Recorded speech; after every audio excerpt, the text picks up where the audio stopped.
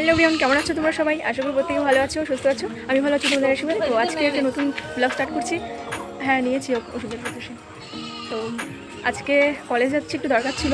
সকাল থেকে যেতে পারলাম না, শরীরটা একটু খারাপ ছিল। দিয়ে এখন বেলা 1-1:30 বাজে, এখন বাড়ি থেকে বেরোবো।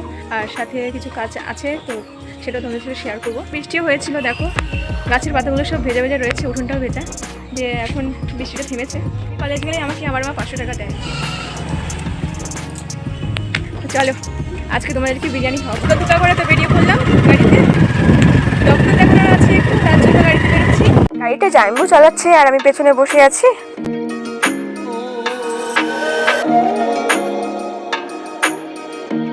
আস্তে আস্তে গাড়ির তেল শেষ হয়ে গেছে, তেল পাম্পে ঢুকলাম।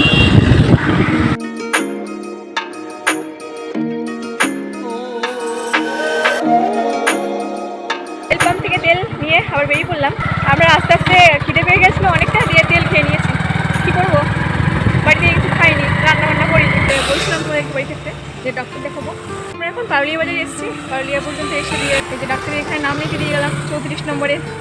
আর আসবে 6টার সময়, জানি না কয়টা বাজে বাড়িতে যেতে যেতে। এখনও পর্যন্ত কলেজে যাইনি, তো এখন কলেজে যাবো। প্রচণ্ড হাওয়া, বাইকে চাপলেই হাওয়া প্রচণ্ড লাগে। বাড়ি থেকে ডক্টরটা আমাকে ভুলে গেছি। আর আমরা অনেকটা কাছাকাছি চলে এসেছি কলেজে। দিকটা মনে অনেক বেশি বৃষ্টি হয়েছে, রাস্তাগুলো অনেক বেশি ভিড়। আমাদের দিকটা প্রায় আধ ঘন্টা হয়েছিল। আর দেখো মনে হচ্ছে গেট করবে নাকি, কে জানে, না করবে না। ফাইনালি কলেজের সামনে চলে এসেছি।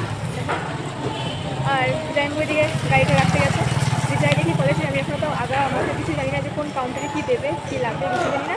ফাইনালি আমি কলেজের ভেতরে চলে এসেছি। আর একটা দিদিভাইকে জিজ্ঞেস করলাম, দিদিভাই কী লাগবে? তো দিদিভাই বললো যে এই লাগবে। তো সেগুলো নিয়ে আমি লাইনে দাঁড়িয়ে আছি। আর ভাই লাইন তো এত বড় যে লাইন দেখে তোমাদের মাথা ঘোরাবে। এই শুনে থেকেও বড় লাইন রয়েছে এই কলেজে। তো একটা মেম কাজ করছে আর একটা ছেলে একটা মেয়ে ছাড়ছে, তার জন্য একটা চুলও নড়ছে না এখনো পর্যন্ত। দিয়ে ফাইনালি দেখো অনেকক্ষণ পরে গিয়ে এখানে কাউন্টারের সামনে আসলাম, প্রায় আধ ঘন্টা 1 ঘন্টা হয়ে গেছে। তারপরে তুললাম আমি রেজাল্ট।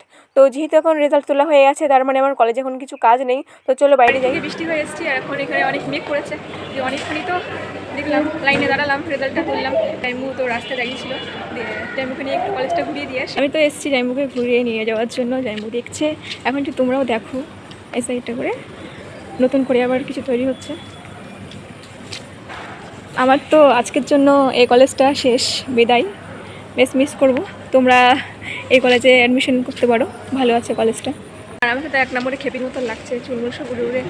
তো চলো কলেজের ভেতরটা তো ঘুরে নিলাম, দিয়ে এখন একটু যাই। জাইম্বু নিয়ে এসছি এত দূরে আমাকে কলেজে, একটু তো কিছু ট্রিপ দিতে হয় তাই না? দিয়ে একটু বিরিয়ানি দোকানে যাবো। আর তোমরা যদি ভিডিওটা ফুল ওয়াচ করতে করতে। এটা হচ্ছে আমাদের নবদ্বীপ বিদ্যাসাগর কলেজ। আর এটা সামনের ভিউটা দারুণ লাগছে। আর আমাদের নবদ্বীপ বিদ্যাসাগর কলেজটা স্থাপিত হয়েছিল 1942 সালে।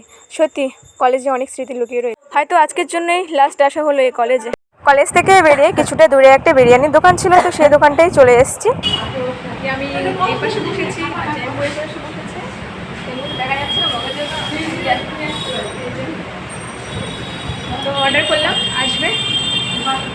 বিরিয়ানি প্লেটে পড়া মাত্রই খাওয়া শুরু হয়ে গেছে। দেখো জাইম্বু তাড়াতাড়ি খেয়ে উঠে যাবে, তারপরে আমি বসে বসে হাঁচি বলবো।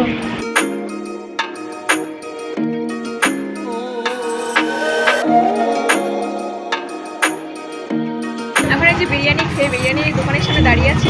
এখানে 6টা পর্যন্ত অপেক্ষা করবো, তারপরে আবার ঘুরতে যাবো রাতেরবেলা। কোনো মতে সময় কাটাতে পারছি না, 6টা বাজাতে পারছি না। দিয়ে এখন রাস্তায় রাস্তায় এসে ঘুরে বেড়াচ্ছি, কী করবো। হয়তো তোমরা দেখলেও হয়তো তোমাকে পাগল বলবে যে কী মেয়ে একটা রাস্তায় রাস্তায় ঘুরে বেড়াচ্ছে। বলবো 6টা বাজছে না এখনও। সময় না কাটলে যা হয় আর কি। রাস্তায় রাস্তায় বেরিয়ে খেলার মাঠ খুঁজলাম, দিয়ে এখন দাঁড়িয়ে দাঁড়িয়ে খেলা দেখছি। তোমরা একটু দেখতে চাইলে দেখতে পারো। খেলা দেখতে দেখতে এখন চলে এসছে বৃষ্টি। 2 ফোঁটা 1 ফোঁটা বৃষ্টি পড়ছে। জানি না যে কী হবে, মনে হচ্ছে ভিজে আজকে নেতা নেতা হয়ে যাবো। আমার জাইম্বু তো ফোন ঘাটছে। 5:16 বাজে, আর কোথাও ওয়েট করতে পারলাম না, সোজা চলে এসেছি ডক্টরের কেবিনের সামনে। কিন্তু ডক্টর এখনও আসেনি, দেরি আছে। 5:30 6টা নাগাদ আসবে। দিয়ে আমাদের লাইন হচ্ছে 34 নম্বরে। মনে হচ্ছে তো রাত 12টার সময় বাড়ি যেতে পারবো না। দেখি যে কখন আসে কী হয়। এখন সন্ধ্যে 6:17 বাজে। তো সবাই গিয়ে ডাক্তারবাবু আসলো গাড়ি করে। আর এখন থেকে পেশেন্ট দেখা শুরু করবে।